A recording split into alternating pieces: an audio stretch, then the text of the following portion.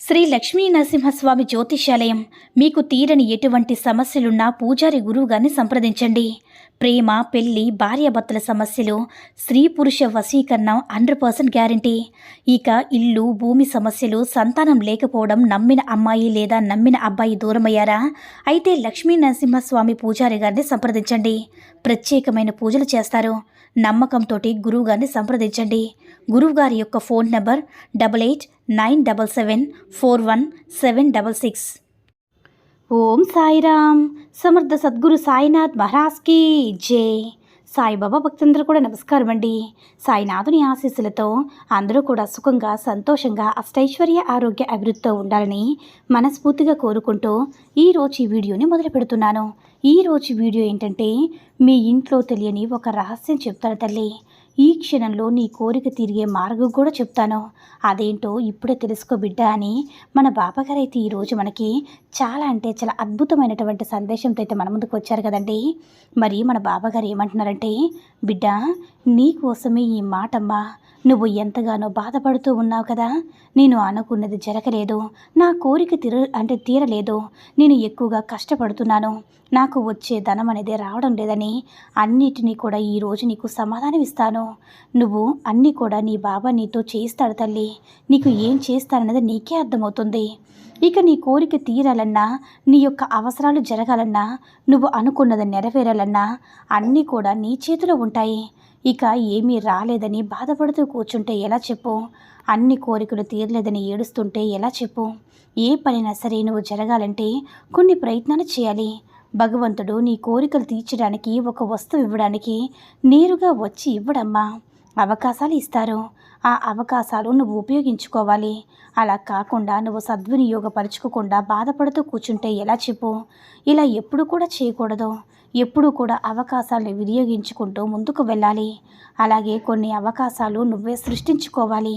అప్పుడే నీ యొక్క అవసరాలు తీరుతుంది తల్లి. నీ కోరిక నెరవేరుతుంది.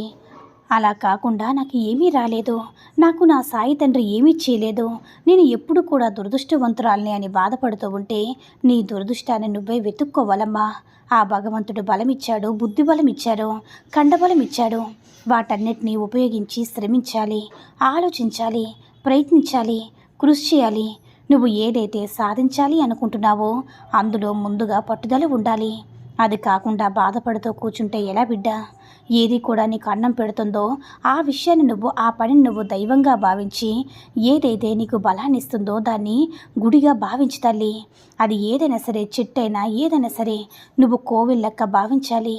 నీకు ఏది మంచి నేర్పుతుందో దాన్ని నిరంతరం పూజించు, దాన్ని నిరంతరం ఆరాధించు. నీకు సంతోషాన్ని ఏది కలిగించినా సరే దాన్ని ఎప్పుడు కూడా ధ్యానిస్తూ ఉండు. అప్పుడే ఖచ్చితంగా గొప్పవాణ్ణి అవుతావు. అలా కాకుండా నీకు కలిగించింది చాలా చిన్న చూపు చూస్తూ విలువ లేకుండా ఉంటూ అలా ఆలోచిస్తూ ఉంటే నీకు వచ్చింది కూడా తప్పకుండా పోతుంది బిడ్డ. ఎప్పుడైనా సరే జీవితం అనేది కష్టం, శ్రమ, గెలుపు, ఓటమి అన్నీ కూడా నువ్వే నేర్చుకోవాలి. నీ జీవితంలో పడాల్సింది నువ్వే, బాధని దిగమింగాల్సింది నువ్వే, నీకు వచ్చిన గాయాన్ని మార్పులు కూడా కోరాల్సింది నువ్వే. ఏ విషయాలైనా సరే ధైర్యం చెప్పుకొని ముందుకు వెళ్లాల్సింది నువ్వే. ఇతరులు కేవలం చోద్యం చూస్తూ ఉంటారు, లేదంటే ఏదైనా సరే నిన్ను వెనక్కి లాగాలని చూస్తూ ఉంటారు. కాబట్టి అలాంటి వారిని పట్టించుకునే అవసరం లేదు తల్లి. అన్నీ గమనిస్తూ ముందుకు పో. నీ యొక్క లక్ష్యాన్ని నువ్వే చేరుకుంటావు బిడ్డ. 10 మందిలో ఉన్నప్పుడు నీ విలువను కాపాడుకుంటూ ఉండు. ఆనందంలో ఉన్నప్పుడు ఎప్పుడు కూడా అయిన వాళ్ళని దూరం చేసుకోవద్దు. మితిమీరిన అహంకారం రాకూడదు. ఎందుకంటే కాలం అనేది ఆనందాన్ని బాధగా మార్చేస్తుంది. బాధగా ఉన్న ఏదైనా సరే జీవితం ఇంతే అనుకున్న వారికి సంతోషమైన క్షణాలు తెచ్చిపెట్టి ఒక గొప్ప శక్తివంతమైన కాలం. అయితే కాలం చేతులు అందరూ కూడా కీలుబొమ్మల బిడ్డ. అందువల్ల కాలం చెప్పినట్లుగా కాలం జరిపించేటట్టు మనం అనుకూలంగా వెళ్ళిపోతే ఎప్పుడు కూడా నిరంతరమైన సంతోషం ఉంటుంది. ఇక నువ్వు అనుకున్నది జరగాలన్నా, నువ్వు ఎప్పుడు కూడా మంచి స్థాయిలోకి వెళ్ళాలన్నా విడిచిపెట్టాల్సింది నీ యొక్క సోమరితనాన్ని.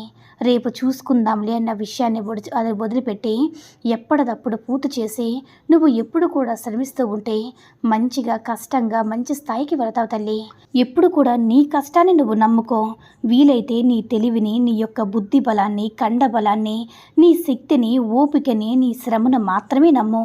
అంతేకాని ఎవరో వస్తారో ఏదో చేస్తారో ఇది వస్తే జరిగిపోతుందని తేలిగ్గా సులభంగా పెద్ద పెద్ద కోటీశ్వరులైతే అయిపోవచ్చంటే ఎప్పుడు కూడా నమ్మవద్దు బిడ్డ.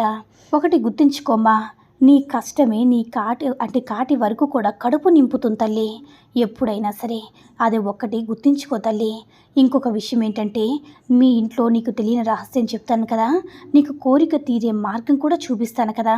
ఇందులో నేనేం చెప్పానో కూడా నీకు అర్థమైంది కదా బిడ్డ అని మన బాబాగారు అయితే ఈరోజు మనకి అద్భుతమైనటువంటి సందేశాన్ని అయితే అందించారండి. సాయి మహిమల ద్వారా వచ్చిన ఈ సందేశం మీ అందరూ కూడా నచ్చిందని అనుకుంటున్నాను. ఈ వీడియో కనుక నచ్చినట్లయితే లైక్ చేసి షేర్ చేయండి.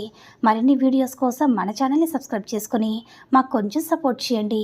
ధన్యవాదములు.